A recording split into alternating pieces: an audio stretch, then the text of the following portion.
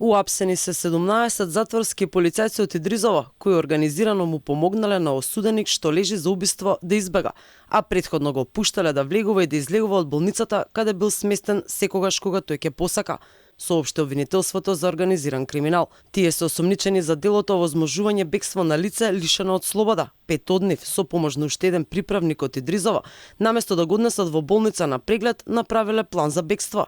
На 26 октомври лани, двајца од осомничените го спровеле осуденикот во приватната клиника на преглед и таму го оставиле сам во просторијата за пушење. Полицајците заминале од просторијата, а осуденикот со автомобил избегал. Откако се дал во бегство, осомничените не го пријавиле, со што му дале шанса на бегалецот да избега. За 6 полицајци се бара притвор. Осомничените не го пријавиле бегството кај непосредните старешини во казнено-поправната установа КПД Идризово. Ниту тоа го сториле осомничените од втората смена, туку седеле без осуденото лице во празниот апартман во болницата, каде биле затекнати од полициски службеници при МВР.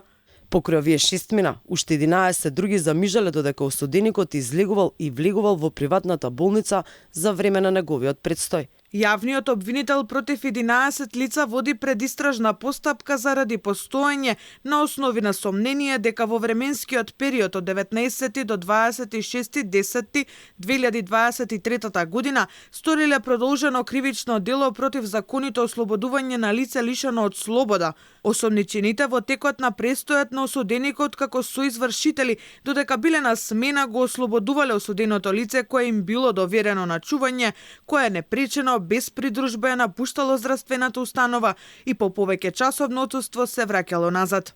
Имено, Идризово во последен период наликува како да се спрема сценарио на филмот Бегство од Шошенк. Пред неколку дена, при претрес откриени се 2 тунела кои требало да бидат употребени за бегство на непознат број затвореници. Ова е втор случај во Идризово да се пронајде тунел за бегство во релативно краток временски период.